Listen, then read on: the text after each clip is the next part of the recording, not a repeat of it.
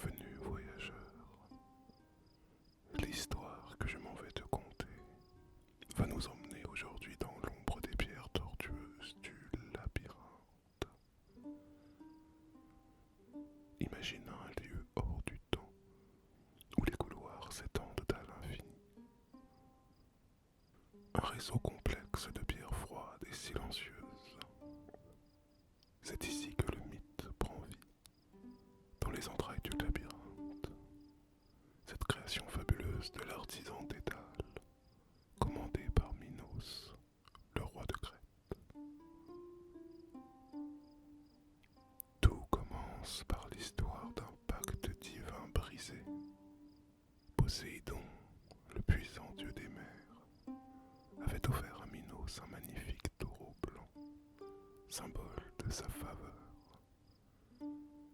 En échange, ce dernier devait sacrifier l'animal en l'honneur du dieu. Mais l'avidité typiquement humaine de Minos en décida autrement.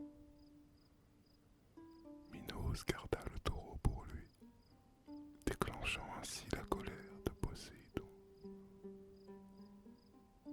Alors, pour punir cette offense, la reine Pasiphaë, épouse de Minos, fut maudite par les dieux. Elle s'éprit de l'animal divin et de cette union contre nature entre le taureau blanc et Pasiphaë naquit une créature unique, le Minotaure. Celui qui fut appelé parfois Astérion, l'être au visage de taureau et au corps d'homme, fut une aberration pour les hommes et un mystère pour les dieux. Incapable de tuer cette créature qui portait son sang, mais terrifié par sa présence, Minos fit appel à Dédale pour construire une prison à la hauteur de l'horreur qu'il ressentait en posant les yeux sur la bête. Ainsi naquit le labyrinthe, un lieu d'un ingénieux supplice où chaque pas mène à l'égarement. Nul ne pouvait en échapper, pas même celui qui l'avait conçu. C'est dans ce réseau de couloirs et d'impasses que grandit le Minotaure. Abandonné dans cette obscurité froide, il devint une légende vivante, un symbole de la peur et de la monstruosité. Les jours et les années se confondirent, et petit à petit ils furent rythmés par les tribus imposées à la ville d'Athènes. Car tous les 9 ans, 14 âmes, 7 jeunes hommes et 7 jeunes femmes, étaient livrés au labyrinthe pour apaiser la colère de Minos et nourrir le monstre. Ils arrivaient pleins de peur, leurs cris se mêlant au silence oppressant des lieux. Mais le Minotaure, prisonnier de son instinct et de sa solitude, n'avait d'autre choix que de les pourchasser. Le labyrinthe était devenu un lieu de sacrifice, un espace où la morale était abolie au nom de la survie pour les uns et de la revanche pour les autres. Puis vint Thésée, le héros prédit pour briser ce cycle. Lorsqu'il se porta volontaire pour affronter le Minotaure, ce n'était pas une décision impulsive, mais un acte profondément réfléchi, motivé par l'honneur, la justice et la responsabilité.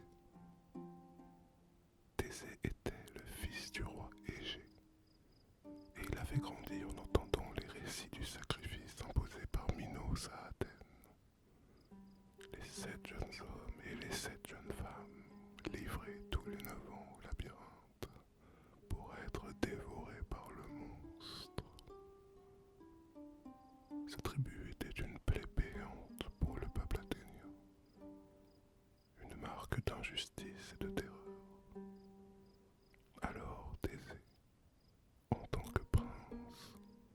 ressentit un devoir envers son peuple. Il ne pouvait rester spectateur de cette souffrance.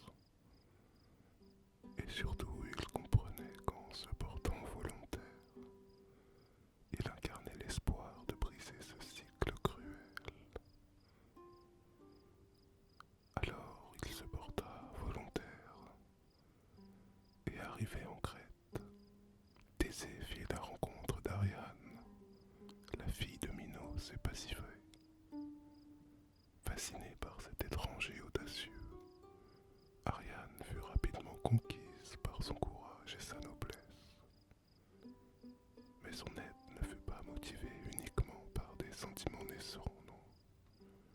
Ariane, bien qu'étant une princesse, se sentait elle aussi prisonnière d'un royaume gouverné par la peur et les machinations.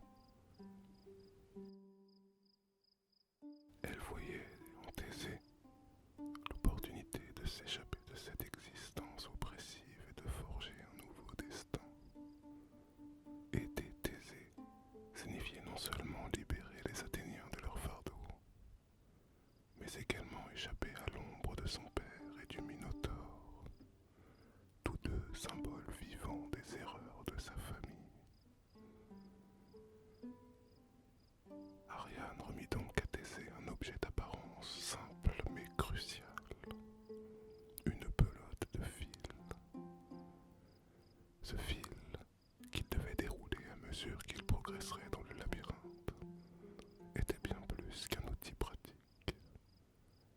C'était un acte de foi de la part d'Ariane, une preuve de sa confiance dans les capacités de Thésée à accomplir l'impossible et à revenir. C'était aussi une métaphore puissante, car dans l'obscurité et le chaos du labyrinthe, un fil ténu pouvait représenter l'espoir et la clarté nécessaires pour retrouver son chemin. Alors, dans le labyrinthe, Thésée avança avec prudence, guidé par sa détermination et la promesse d'Ariane. Arrivé face au Minotaure, il comprit tout de suite que la force brute ne le ferait pas sortir gagnant, mais que la créature, bien que redoutable, n'était pas invincible. Thésée utilisa son intelligence pour étudier les mouvements du monstre, anticipant ses attaques et utilisant l'étroitesse des couloirs pour limiter sa mobilité. Chaque coup porté par le Minotaure avec puissance résonnait dans l'espace confiné du labyrinthe. Mais Thésée restait concentré, et il commença à exploiter les faiblesses de son adversaire. Lorsqu'il porta le dernier coup au Minotaure, en profitant des petits espaces du labyrinthe et de son agilité, ce ne fut pas un triomphe obtenu uniquement grâce à son habileté martiale, mais aussi parce qu'il portait en lui une vision plus grande, celle d'un monde libéré de l'injustice et de la peur. Sa victoire marqua non seulement la fin du Minotaure, mais également une transformation personnelle et politique. En tuant la bête, Thésée mit fin à un cycle de souffrance, de sacrifices insensés, et établit un précédent où l'intelligence, la bravoure et l'unité pouvaient triompher de la tyrannie et de la peur. Thésée a réussi grâce à la combinaison unique de son courage, de la sagesse stratégique héritée de son éducation et du soutien d'Ariane, dont l'aide fut essentielle.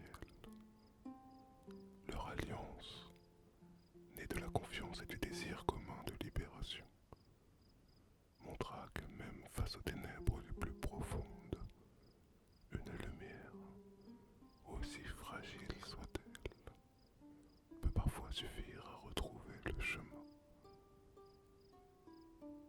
Mais voyageur, si j'ai choisi de te parler aujourd'hui du labyrinthe, de son monstre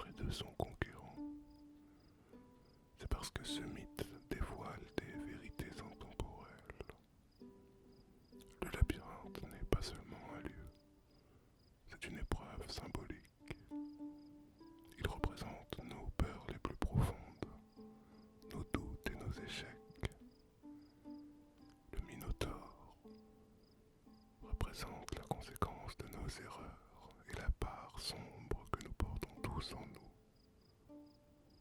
En le vainquant, Thésée ne triomphe pas seulement d'une créature, mais il démontre que le courage et la volonté peuvent surmonter les labyrinthes de l'âme.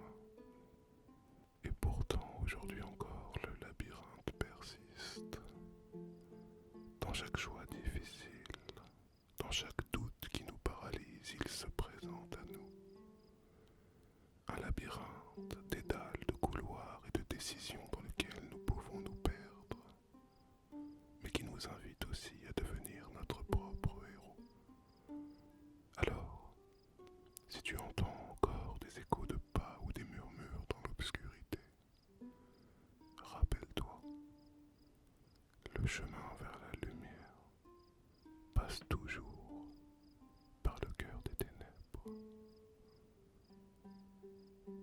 À bientôt, voyageurs. À bientôt.